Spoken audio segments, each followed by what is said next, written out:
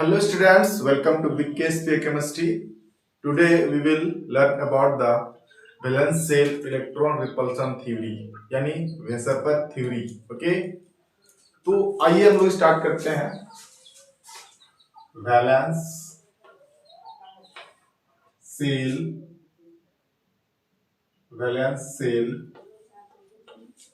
Electron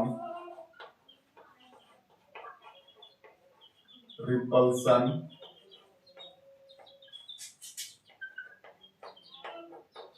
theory. Okay, इसको VSEP okay R theory बोलते हैं. ओके, तो वेस्पर थ्योरी. ओके, तो आज हम लोग वेस्पर थ्योरी पढ़ने वाले. सबसे पहले जानते हैं कुछ पॉइंट्स जो होता है इसके लिए. सबसे पहले हम इसका पोस्टुलेट देखेंगे कि इसका ये जो है एक्चुअली मॉलिक्यूल्स के शेप को डिटरमाइन करने के लिए जो है इस थ्योरी को लाया गया. ठीक है, कि कोई भी मॉलिक्यूल्स है उस मॉलिक्यूल्स का हम शेप कैसे डिटरमाइन करेंगे. तो सबसे पहले देखते हैं कि इसका जो शेप है, पहला पोस्टुलेट क्या कहता है कि shape depends on valence electron.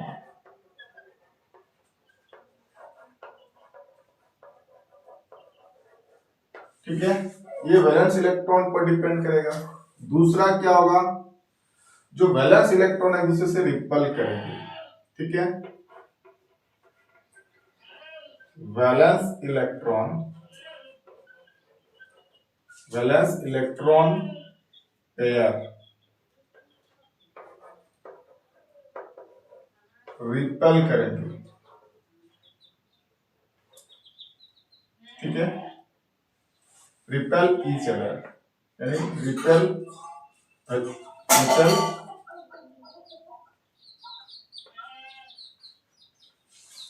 Next है हमारा, यानी जो इसमें रिपल्सन होगा, ठीक है, मिनिमाइज रिपल्सन होकर के ही कहता है कि वैलेंस शेल जो है, वैलेंस पेयर यानी पेयर इलेक्ट्रॉन्स जो होंगे, pairs of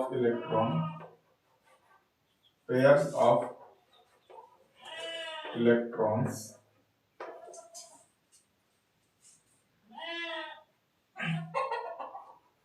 repel and minimize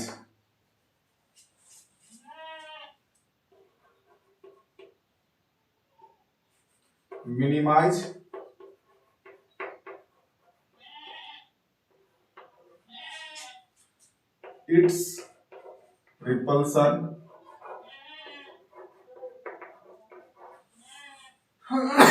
and localize at a maximum distance.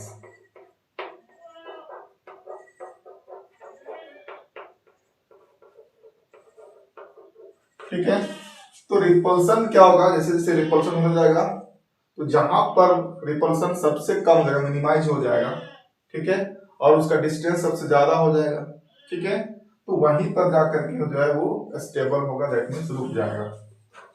Next क्या है कि यहां पर जो होंगे रिपल्सन जो होगा, दैट मींस अगर यहां पर two pairs, more than one pair लिख सकते हैं, मोर देन वन पेयर. ठीक है, one more than one pair of electron share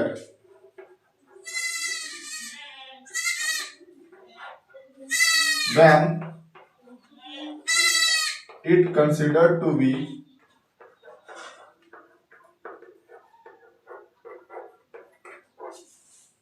a super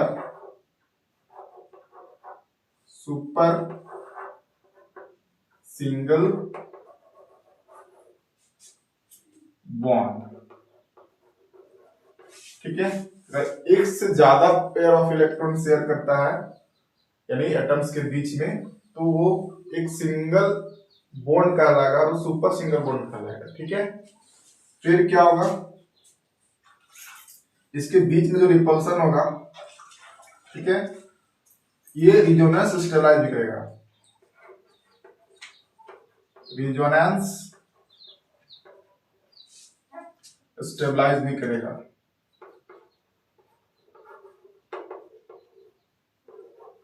ये जो है रिजोनेंस स्टेबलाइज्ड होगा। ठीक है, तो और यहां पर जो देखेंगे, अगर इसमें और आगे फर्दर जो है एक और होता है, जैसे दो होंगे लॉन पेयर बॉन्ड पेयर, मतलब जो बॉन्ड में भाग नहीं लेगा वैसे जोड़े इलेक्ट्रॉन को कहेंगे लॉन पेयर, और जो बॉन्ड में भाग ले रहा है लेकिन पार्टिसिपेट कर रहा है तो उसको हम कहेंगे बॉन्ड पेयर। तो क्या होगा कि लॉन पेयर के बीच में क्या होगा, एलपी, ये हम लोग एक बार लिख देते हैं लॉन पेयर, ठीक है। फिर लॉन पेयर के बीच में सबसे ज्यादा रिपल्सन होगा। फिर होगा लॉन पेयर बॉन्ड पेयर के बीच में कम होगा। फिर सबसे कम होगा बॉन्ड पेयर, ठीक है, बॉन्ड पेयर और बॉन्ड पेयर के बीच में जो है सबसे कम रिपल्सन होगा। ठीक है, तो इस प्रकार से जो है हम लोग डिटरमाइन कर सकते हैं किसी भी मॉलिक्यूल्स के इसी का जो है पोस्टुलेट के आधार पर। तो आइए हम लोग देखते हैं कि जो है किस प्रकार से जो है हम लोग इसका शेप को डिटरमाइन करते हैं। नेक्स्ट क्या है, देखिए, अगर हम लोग देखते हैं कि कोई मॉलिक्यूल्स AB2 है, AB2 का मतलब क्या हुआ, यहां पर ये सेंट्रल एटम होगा A और B जो होगा उसके साइड वाला एटम होगा। ठीक है, तो ये इसके पास इस प्रकार से जो होगा A जो होगा, और ये इसका रिपल्सन देखिए दो है, कोई भी दो एटम्स अदर एटम है तो जाहिर सी बात है कि इसका रिपल्सन जो होगा, मैक्सिमम रिपल्सन क्या होगा, दोनों यहां से मान के चलिए दोनों इस जगह पर है सटा हुआ, तो इसका रिपल्सन करते करते ये इधर आ जाएगा, रिपल्सन करते करते ये इधर आ जाएगा, तो मैक्सिमम डिस्टेंस हमारा कहां पर हो जाएगा, लीनियर पर। ठीक है, इधर फिर आ जाएगा तो इधर तो नजदीक हो जाएगा, तो मैक्सिमम रिपल्सन जो है कहां देखने को मिल रहा है कि ये लीनियर हो जाएगा, और इसका मैक्सिमम जो है यहाँ रिपल्सन जो है मिनिमाइज यहाँ पर हो गए, यानी ये दोनों को रिपल करते करते यहाँ पर रिपल्सन खत्म हो जाएगा। ठीक है, और ये मैक्सिमम डिस्टेंस को अप्रोच करेगा, तो वही उसका शेप होगा। दैट मींस यहाँ पर क्या देखने को मिलेगा कि यहाँ पर एक बी इधर आ जाएगा और एक बी इधर आ जाएगा। ठीक है, तो इस प्रकार से जो है लीनियर मॉलिक्यूल्स बनाएंगे। नेक्स्ट क्या होगा हमारे पास, जैसे AB3 है, ठीक है, तो AB3 में क्या होगा कि इसके 3 बॉन्ड है तो तीनों बराबर रिपल्सन में रुकेगा। तो यहाँ पर देखिए कि इस प्रकार से अगर तीनों एक जगह पर यहाँ पर है तो ये रिपेल करके क्या करेगा, एक को इधर भेज देगा, एक को इधर भेज देगा, एक को इधर भेज देगा। दैट मींस इसका रिपल्सन जो है यहाँ से रिपेल होकर के एक इधर और एक इधर जो है, ये कह सकते हैं हम लोग कि मैक्सिमम रिपल्सन कहाँ पर होगा। तो इस प्रकार से यानी देखेंगे 3 है तो अगर ये सर्कल है तो ये तीनों का जो पोजीशन कहाँ पर होगा, मतलब तीनों का बराबर दूरी पर होगा, है कि नहीं, ये बराबरी दूरी पर होगा। तो इसे अगर वो A यहाँ पर है तो ये इस प्रकार से हो जाएगा। तो अगर ये 360 डिग्री है, ठीक है, ये 360 डिग्री है तो इसको 3 से डिवाइड करेंगे।